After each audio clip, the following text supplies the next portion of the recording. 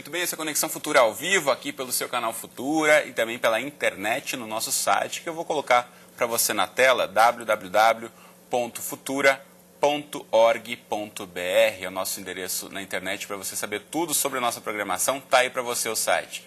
E também rever nossos vídeos, nossas entrevistas, quantas vezes você quiser. Bom, estamos em pleno verão brasileiro e, segundo um estudo realizado pela Universidade Estadual Paulista, a Unesp, nesta época do ano, a incidência de infecções hospitalares aumenta em até 57%. A pesquisa foi realizada entre os anos 2005 e 2010, período em que foram analisados exames de sangue de 5.000 pacientes infectados por bactérias. Destes, mais de 1.400 apresentaram indícios de que a contaminação ocorreu no ambiente hospitalar. Então, no programa de hoje, a gente vai falar sobre como acontecem as infecções e quais são as medidas que os hospitais devem tomar com foco na prevenção. Para essa conversa, a gente recebe aqui no estúdio a Juliana Matos. Ela é pesquisadora da Fiocruz em Saúde Pública e chefe substituta da área de infecção hospitalar do INTO. Também conosco está a Maria Beatriz de Souza Dias, do Hospital das Clínicas de São Paulo, infectologista do Hospital Sírio-Libanês. E logo mais a gente também fala com o Carlos Magno Fortaleza, que é do Departamento de Doenças Tropicais e Diagnóstico por Imagem da Faculdade de Medicina da Unesp de Botucatu.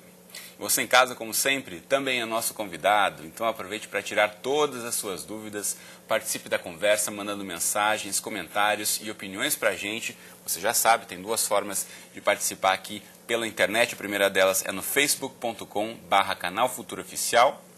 Está aí para você na tela esse post aqui que você pode curtir, comentar, compartilhar, deixar registrada a sua questão. Daqui a pouquinho eu coloco aqui no estúdio para as nossas entrevistadas. Também pela internet tem o microblog, no Twitter, mande mensagens para o perfil @canalfutura. Ou ainda, ligue para a gente no telefone que é o 0 operadora 21 3523 4098, os números que estão aí na tela para você tomar nota, ligar para a gente e mandar o seu recado. Bom, enquanto você manda o seu recado, dou boa tarde aqui às nossas entrevistadas, tudo bem com vocês? Bem-vindas. Obrigada. Bom, quero começar entendendo, a gente fala muito de infecção hospitalar, a gente sabe que, na verdade, uma série de problemas que podem acontecer, que a gente pode colocar nesse guarda-chuva, né, de infecção hospitalar. Então, começando para entendermos, Juliana, como você definiria o que é infecção hospitalar? Então, hoje em dia a gente nem mais usa esse termo, infecção hospitalar. É o termo que foi conhecido popularmente. Né? Isso, exatamente. O termo que está mais consagrado hoje em dia é infecção relacionada à assistência à saúde. Porque cada vez mais essa assistência é prestada fora dos hospitais. Então você tem clínica de diálise, tem hospital dia, tem o home care, que é a assistência domiciliar, não é? Então, qualquer infecção que seja relacionado a algum procedimento de assistência à saúde, seja dentro do hospital, ou seja, em alguma dessas situações, e que se manifeste durante a internação, ou mesmo após a alta, mas que possa ser relacionado a esse procedimento, a essa internação, é considerado uma infecção relacionada à assistência à saúde, né, que é o novo nome da infecção hospitalar. Infecção hospitalar. Mas na cabeça das pessoas ainda fica muito confuso às vezes, né, Beatriz? Quando a gente fala em infecção hospitalar, como assim? A pessoa foi para o hospital a ser tratada, acabou ficando doente. Então são muitos riscos que as pessoas se expõem e muitos deles poderiam ser prevenidos. Sem dúvida. Eu acho que o termo infecção hospitalar ficou mais compreendido pelas pessoas em geral do que o termo infecção relacionada à assistência à saúde. Mas isso que a Juliana falou é muito importante.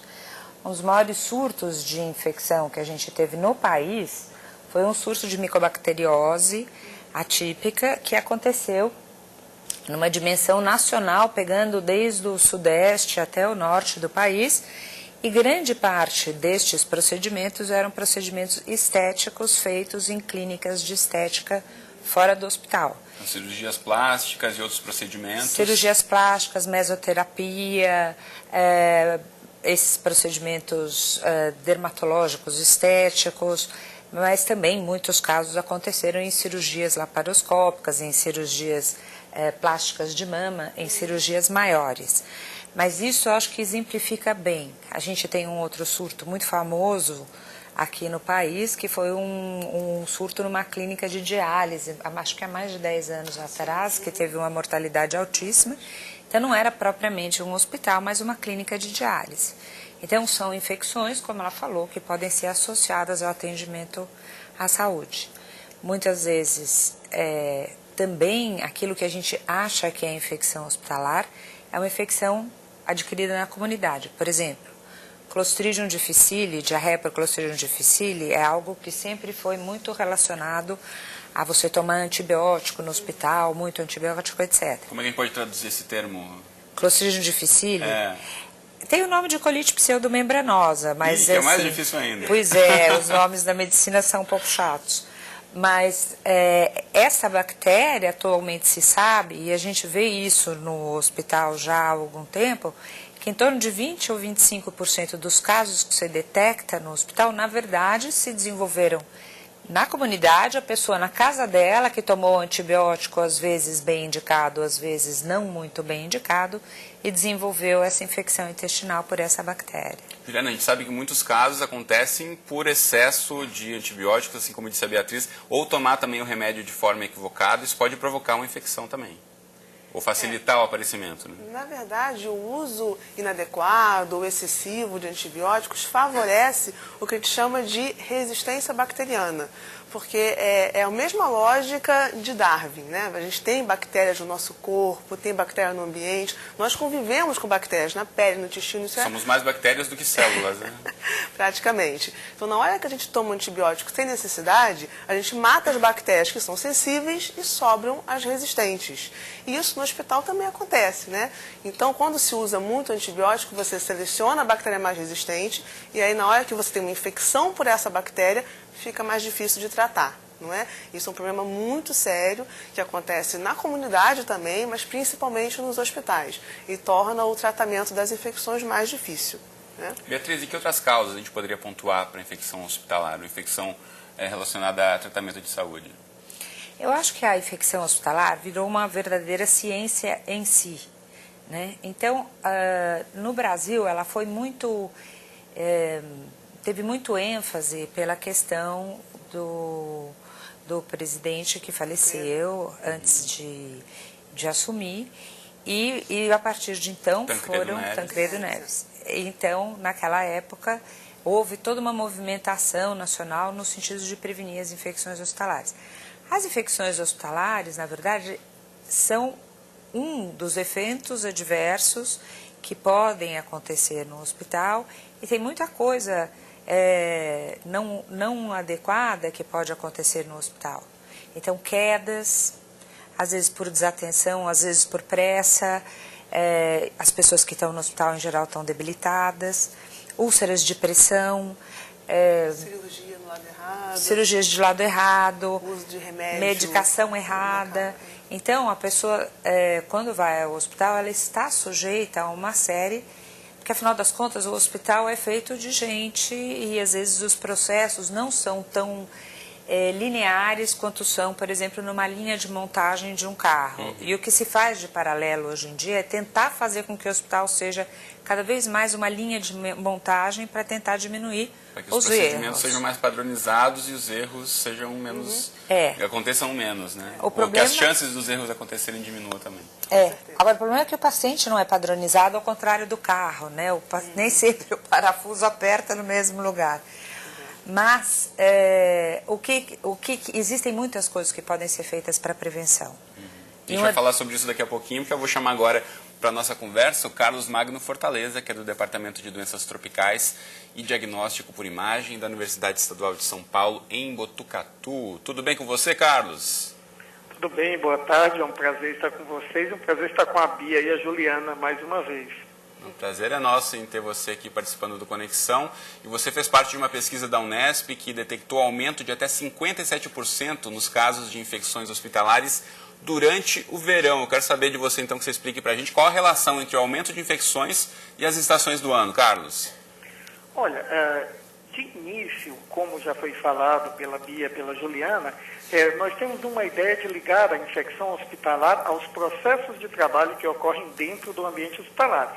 E isso é correto.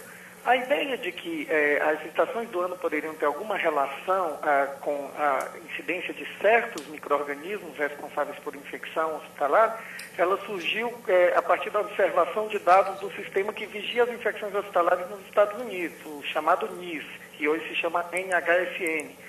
Então se percebeu que algumas bactérias pareciam aumentar a incidência no verão. O que nós fizemos foi tentar ver se essa realidade se reproduzia num país tropical.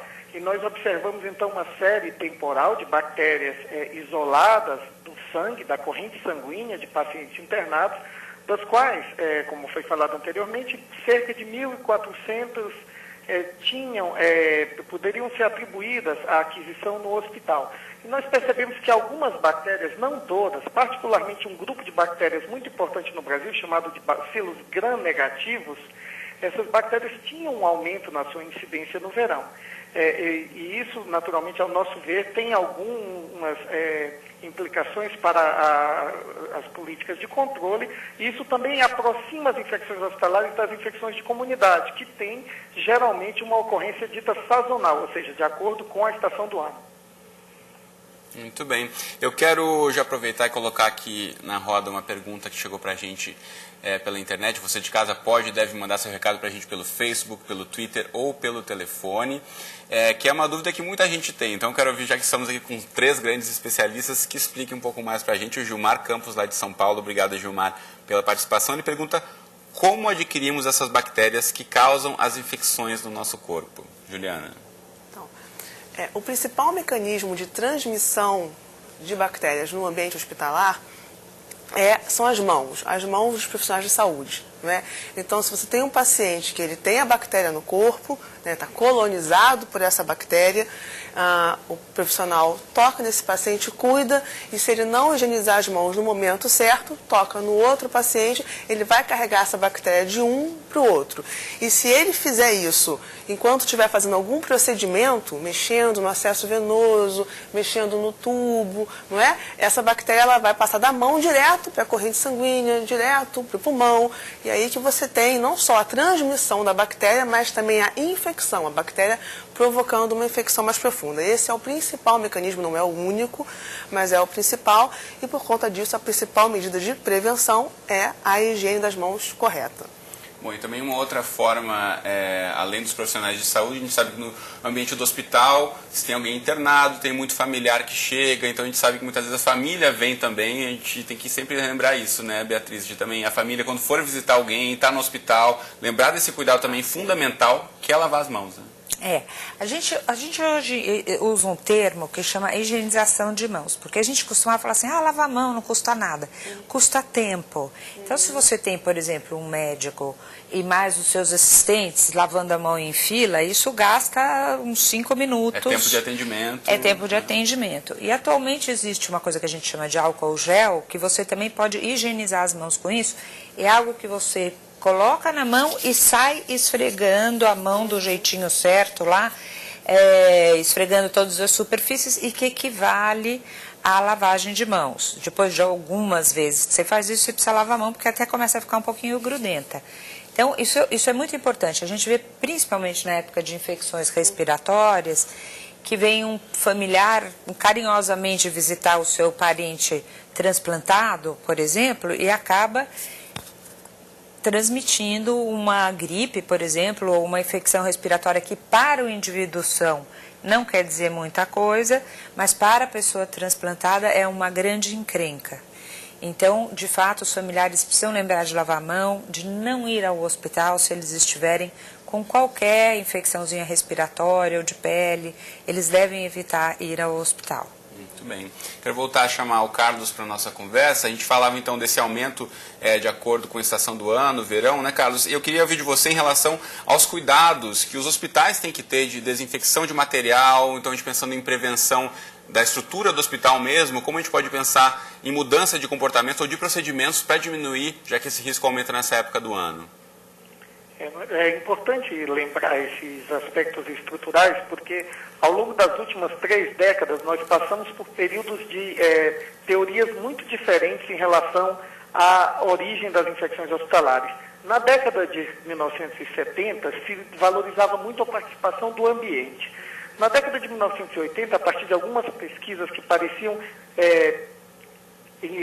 dizer que o ambiente importava menos, nós passamos a considerar um ambiente extremamente secundário na causa das infecções hospitalares. E, por fim, ao final da década de 90 e começo do novo milênio, se percebe que o ambiente tem sim uma participação, tanto as superfícies inanimadas, que precisam ter uma atenção especial, porque constituem reservatórios de bactérias, quanto também, naturalmente, os processos de esterilização e desinfecção de material cirúrgico. Essa é uma discussão muito ampla, porque envolve, por exemplo, um assunto extremamente sensível, que é a desinfecção de artigos de uso único. Quer dizer, alguns artigos que antigamente eram vendidos como artigos que podiam ser reprocessados, hoje são vendidos como artigos de uso único, porque interessa à empresa vender mais, quer dizer, que você use e descarte.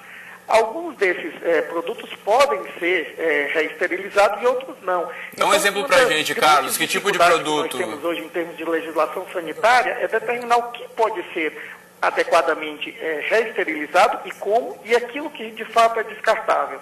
Então, isso é algo que, somando-se a todos os cuidados que foram apontados já pela Beatriz em relação à higiene das mãos e todos os demais cuidados do controle de infecção, também se soma para que nós possamos garantir uma maior segurança aos pacientes que são submetidos a atendimento em hospitais ou outros locais que prestam atenção de alta complexidade. Muito bem. A Beatriz vai explicar para a gente alguns exemplos, então, de materiais que a gente poderia eu vou dar talvez um exemplo, reutilizar. Que eu acho particularmente interessante. Existe um procedimento que os cirurgiões acabaram se voltando a essa linha, que são as cirurgias laparoscópicas. Essas cirurgias, elas são muito mais fáceis de fazer. Se menos você invasivas. Usa, né? São aquelas pouco invasivas, que tem 3 furinhos e eles operam com uma ótica e com pinças, etc., descartáveis. As pinças descartáveis, elas são muito fáceis de trabalhar com, porque elas são muito leves, muito precisas, etc. Alguns hospitais praticam a desinfecção ou a esterilização desses produtos no sentido de reusá-los, embora isto não se possa fazer. E como eu sou muito brava, num dos hospitais onde eu trabalho, com a concordância, obviamente, da diretoria e dos cirurgiões, a gente proibiu o reuso e fez um estudo da possibilidade de reprocessar. As 3 pinças que nós vimos que poderiam ser reesterilizadas, quando nós terminamos o estudo, a indústria tinha mudado o desenho. Então, não é de interesse da indústria colaborar para que esses materiais, esses equipamentos sejam reprocessados. Como disse o Carlos, né? Quanto mais vender, para a empresa melhor. Para a empresa é melhor. Uma discussão bem ampla sobre também o que pode ser feito com o dinheiro que é investido, né, em materiais ou não dentro dos hospitais. A gente já está passando da metade do programa, eu quero colocar algumas outras perguntas do público para vocês também responderem para a gente. A Lívia Araújo pelo Twitter. Obrigado, Lívia. Ela pergunta, quando você volta do hospital, que você foi visitar um parente, visitar um amigo, enfim, que está internado, e não lava as mãos, você também pode se infectar, Juliana? Então, as bactérias dos hospitais, elas são especialmente perigosas para quem está no hospital. A gente estava falando de fatores de risco, né? O principal fator de risco são as invasões. Então, a pessoa que está internada, ela tem um catéter, tem um tubo, ela está tomando antibiótico, ela está fragilizada. Essa pessoa tem risco de infecção. Quem está saudável, lavando a mão, tomando um banho, elimina essa bactéria. Então, assim, o principal problema são os pacientes internados. Quem é familiar não precisa ficar preocupado em adquirir essas infecções. Isso não é uma preocupação importante para a maioria dos germes, dos micro-organismos, né? Quando tem alguma coisa mais perigosa, a equipe vai sinalizar. O importante é essa pessoa não tocar em outros profissionais, não é? Fazer a higiene antes de tocar no seu parente e depois, na hora de ir embora, higienizar a mão para proteger o colega, né, o parente e os demais pacientes. Okay? Bem, tem mais uma pergunta aqui do Elias de São Paulo. Ele conta que já esteve em uma UTI e viu pessoas entregando flores para um paciente que estava internado. Ele pergunta se essas flores poderiam transmitir ou piorar algum quadro de infecção, Beatriz. Olha, Elias, quando eu estava na faculdade de medicina, eu tive que fazer um trabalho sobre isso. E, na verdade, existiam muito poucos dados. O que acontece? As flores em vaso, elas têm essa água desse vaso, ela tende a acumular bactérias que são hidrófilas, como a pseudomonas, por exemplo, que é uma bactéria que está envolvida nas infecções hospitalares. No entanto, não existe um surto que tenha conseguido fazer uma vinculação causal entre as flores e a doença que se desenvolveu, a bactéria das flores e a doença que se desenvolveu nos pacientes. De qualquer forma, Para ambientes de terapia intensiva, centro cirúrgico, unidades com pacientes imunossuprimidos, a gente contraindica a presença de flores. Então, nesse caso, a UTI onde ele esteve viu flores sendo entregues a um paciente, nesse caso não seria o recomendado? Não seria o recomendado. O que a gente, às vezes, pode fazer, existem tantas flores falsas hoje em dia, que talvez essas flores falsas sejam uma forma de gentileza. Flores de plástico, que não morrem, já tem umas bonitinhas, que podem ser entregues para esses grupos sem o potencial de causar malefício. Muito bem, a gente está já na reta final do programa, mas antes de encerrarmos, queria ouvir de vocês rapidamente em relação à fiscalização dos hospitais. A gente tem que pensar a Anvisa, né, a Agência Nacional de Vigilância Sanitária, e em relação ao descarte de lixo, por exemplo, né, lixo hospitalar, se isso pode ter algum tipo de influência em infecções. Juliana. Então, existe toda uma legislação que rege o manejo do lixo, né? O lixo hospitalar é um lixo infectante, né? Porque contém sangue, o sangue contém não só as bactérias, como contém vírus que são de transmissão, né? Como a gente sabe, HIV, hepatite B, hepatite C. Se você tiver um contato com sangue contaminado através de uma agulha contaminada. Então, isso aí tem que haver um cuidado muito grande. Então, existe todo um setor no hospital que gerencia esses resíduos. Geralmente é um setor que trabalha em parceria com a equipe de controle de inspecção, mas são setores separados, não é? Porque, de fato, é um lixo que tem que ter um cuidado extra. Não é um lixo qualquer. Nós já tivemos problemas, né, com questão de lixo, que teve um descarte inadequado. E isso realmente é uma questão muito séria. Beatriz. Em relação a esses cuidados de descarte de lixo, descarte de materiais, como também os profissionais de saúde, a fiscalização tem que atuar nesse sentido de verificar se não tem alguma brecha ali que possa alguma infecção se instalar naquele ambiente hospitalar. Nós temos atualmente essa legislação que a Juliana mencionou e que é complexa. Quando você vai jogar alguma coisa no lixo no hospital, agora você olha para aquele monte de caixinha e fala, aonde será que eu... Então, tem o químico ali, o pérfuro cortante lá, o resto de medicamento, o biológico, enfim, é complexo. Mas eles estão agora, o pessoal que gerencia isso, está colocando na tampa ou numa tabelinha o que você joga onde, para não fazer confusão. Como existe nos lixões muitos catadores que fazem a seleção para reprocessamento, se aparece uma seringa ali, eles veem um pacote do hospital, eles identificam, eles denunciam, então a coisa é levada muito a sério. Aquela parte que pode ser reprocessada, já pode ser reusada, que é basicamente a parte administrativa, também o ideal é que seja, porque a gente gasta muito papel nos hospitais, né? Essa parte não tem nada a ver, é um lixo comum domiciliar. Agora, a fiscalização, a gente sofre a fiscalização, o hospital da vigilância sanitária, que normalmente quer saber o que está acontecendo em termos sanitários, né? Quer dizer, se o hospital está conforme com todas as regulações sanitárias. Além disso, a gente reporta muita coisa para o nível central. No estado de São Paulo, a gente reporta para a municipalidade, que reporta para a Secretaria de Saúde estadual, que faz um trabalho muito bonito de coletânea e redistribuição de dados para a gente poder fazer um benchmarking com as outras instituições. Bom, infelizmente o nosso tempo acabou, esse papo podia seguir aqui o resto da tarde, então quero lembrar você de casa mais informações, você pode entrar no site da Anvisa, que é anvisa.gov.br, para saber mais sobre fiscalização e sobre... Está aí na tela para você já o site, tudo sobre a questão de prevenção também, essa legislação citada aqui no estúdio pela Beatriz e pela Juliana. Não deixe de acessar o site, tá certo? A gente fica por aqui, então obrigado, Carlos, que falou com a gente por telefone, lá de Botucatu. Boa tarde para você. Boa tarde, obrigado. Muito bom, obrigado, Juliana, e obrigado, Beatriz, por terem estado comigo aqui no estúdio hoje. Você de casa, obrigado pela companhia. A gente volta a se encontrar então amanhã, ao vivo, às 2h30 da tarde, em mais um Conexão Futura. Como sempre, eu espero você. Até lá.